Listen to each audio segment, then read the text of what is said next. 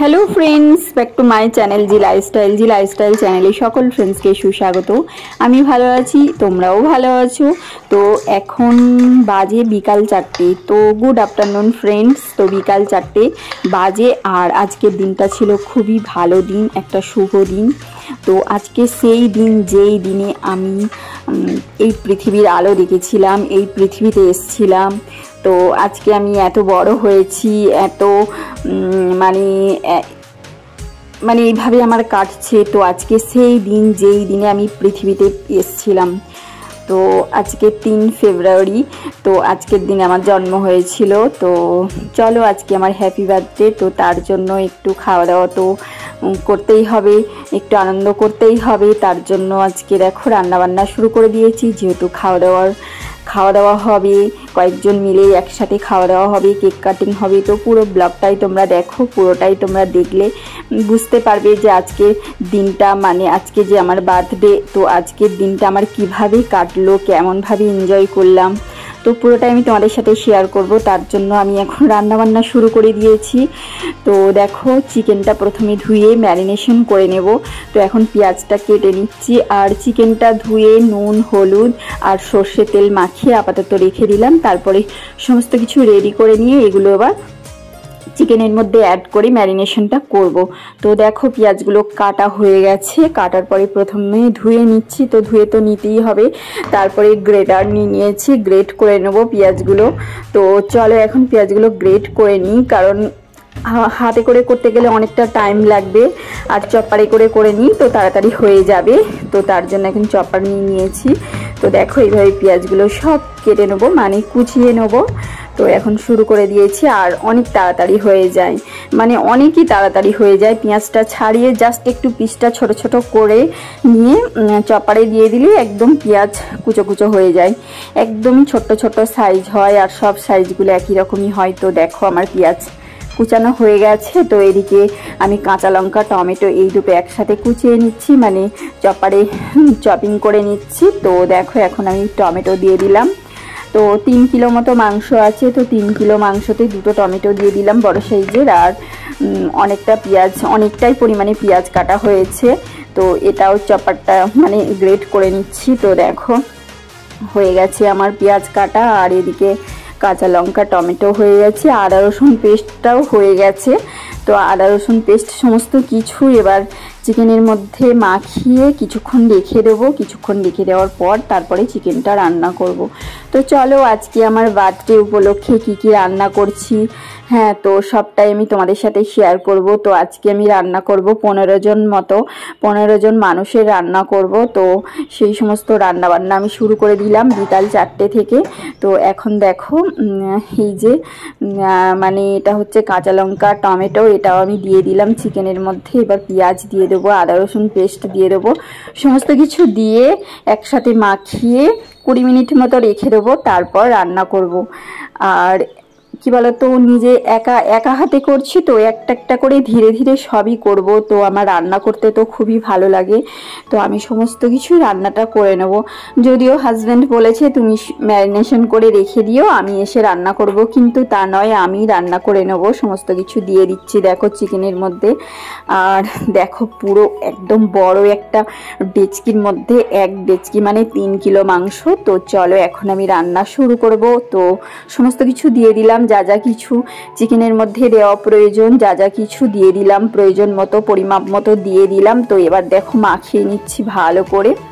তো ভালো করে মাখিয়ে নিয়ে আগেই তো বললাম 20 মিনিট মতো রেখে দেবো। 20 মিনিট মতো রেখে দেওয়ার পর তারপরে এটা একসাথে রান্না করব, কষাবো। তো এইভাবেই চিকেনটা রান্না করলে খুব সুন্দর হয়। ওদিকে দেখো মানে ওদিকে প্রায় আমার 15 মিনিট মতো হয়ে গেছে। এদিকে দেখো অন্য আর একটা ডেচকির মধ্যে চিকেনটা রান্না করব, যেহেতু ওটা একদম পুরো ভর্তি হয়ে গেছে। ওটার থেকে এটা অনেকটা বড় আছে।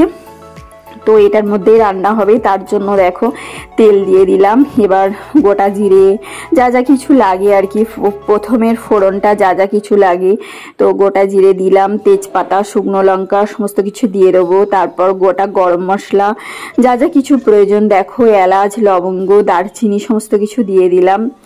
মানে চিকেনে একটু এই জিনিসটা লাগে, এলাচ, লবঙ্গ, দারচিনি, চিকেনে তো এটা দিতেই হবে, মাটনে না দিলেও হয়, কিন্তু চিকেনের প্রয়োজন। তো হালকা করে একটু চিনি দিয়ে দিলাম। তো দেখো আমার ফোড়নটা হয়ে গেছে, দেখো একদমই হয়ে গেছে, কালো হয়ে গেছে কালারটা, তার মানে ফোড়ন কমপ্লিট। তো লাস্টে দেখো কারি পাতাও দিয়ে দিলাম একটু। তো কারি পাতা দিলে আরও গন্ধটা ভালো হবে, মানে সেন্টটা আরও ভালো হবে। তো কিছুটা পেঁয়াজ আমি রেখে দিয়েছিলাম একটু তেলের মধ্যে দেবো তার কারণে।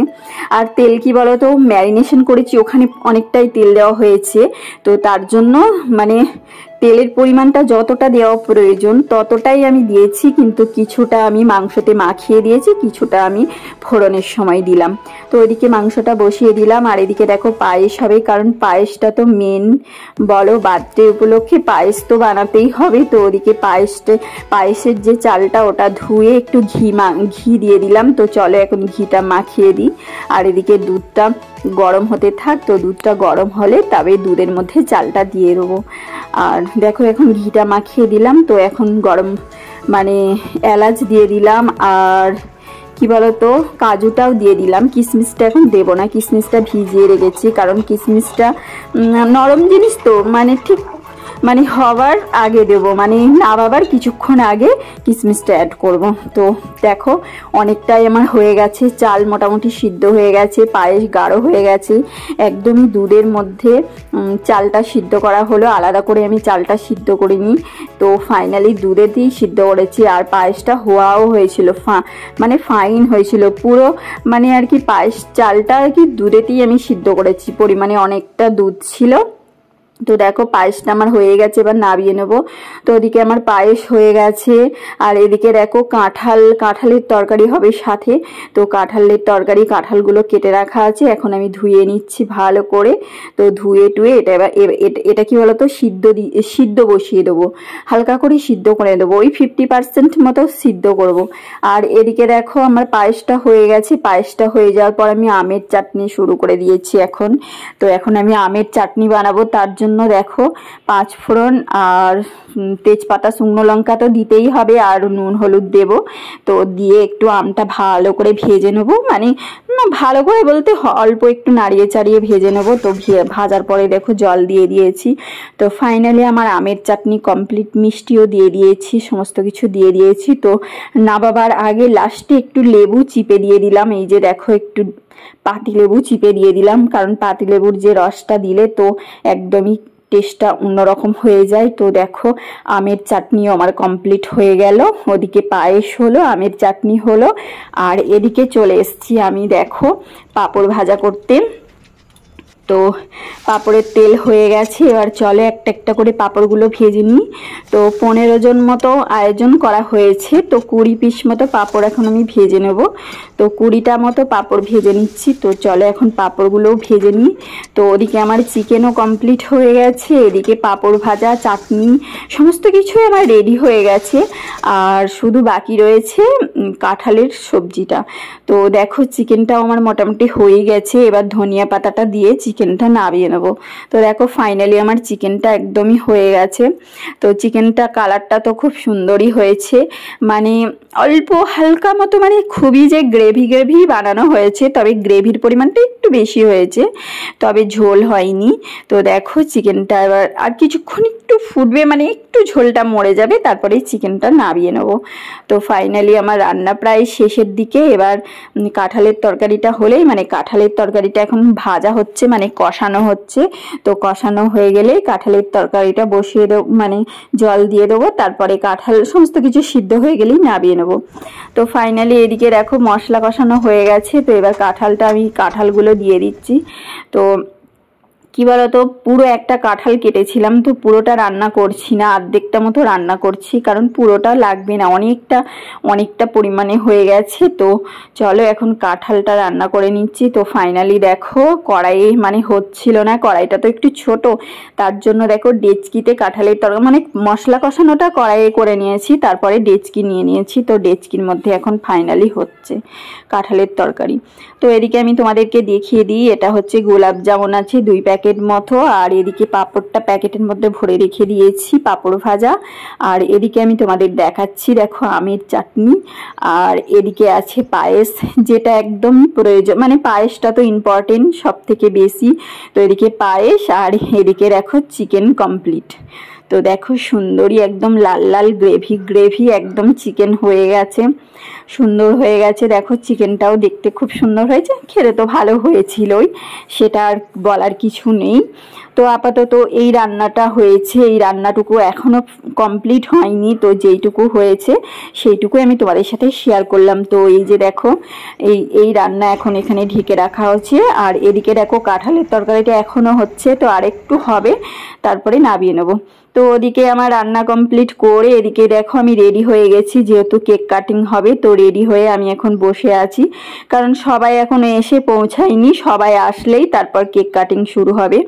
তো কেক কাটিং করা হবে, তার জন্য আমি একটু রেডি হয়ে নিলাম, জাস্ট একটু রেডি হয়ে নিলাম। তো দেখো ফাইনালি আমার কেক চলে এসছে। তো দেখো কেকের মধ্যে আমার নাম লেখা হয়ে গেছে, তো নাম লিখে নিয়ে এসছে। আর এই যে দেখো এখন সেট করা হচ্ছে কেকটা কোথায় কিভাবে রাখা হবে।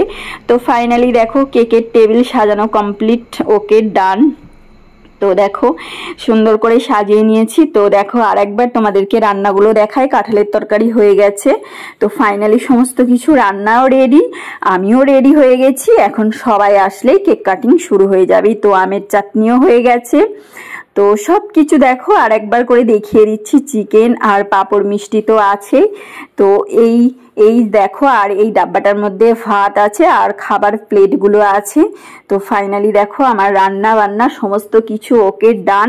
যেহেতু আমি 4টে থেকে শুরু করেছি, আমার সমস্ত কিছু হয়ে গেছে 8টার মধ্যে, সন্ধে 8টার মধ্যে। তো এদিকে দেখো আমিও রেডি হয়ে গেছি, আর আমি যে ড্রেসটা পরেছি এই ড্রেসটা আমার বার্থডে উপলক্ষে হাজব্যান্ড কিনে দিয়েছে বার্থডের দিন পরার জন্য।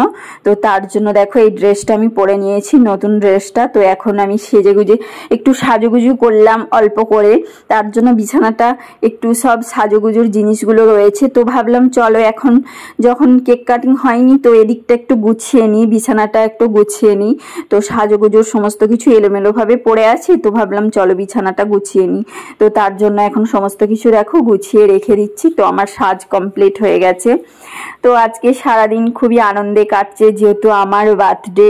তো আমি রান্না করে সবাইকে খাওয়াতে পারছি, বা আমি সমস্ত কিছু আমি রেডি করেছি, আমি রান্না বান্না করেছি, মানে আমার খুবই ভালো লাগছে, কারণ রান্না করে সবাইকে খাওয়াতে আমার খুব ভালো লাগে, ভীষণ ভালো লাগে। তার জন্য দেখো আমার বিছানাটাও রেডি হয়ে গেল। তো এখন বসে আছি, ওয়েট করছি সবাই আসলে। এসেছে কিছু জনা এসেছে, আর কিছু জনা এখনো এসে পৌঁছায়নি। তো এইদিকে দেখো আমার টেবিল রেডি একদম কমপ্লিট হয়ে গেছে। তো কিছুজন এসেছে, আগেই বললাম যে কিছুজন এসেছে, আর কিছু জনের জন্য ওয়েট করা হচ্ছে। তো ফাইনালি সবাই চলে এসেছে, আমার কেক কাটিং শুরু। Happy birthday to you, to you.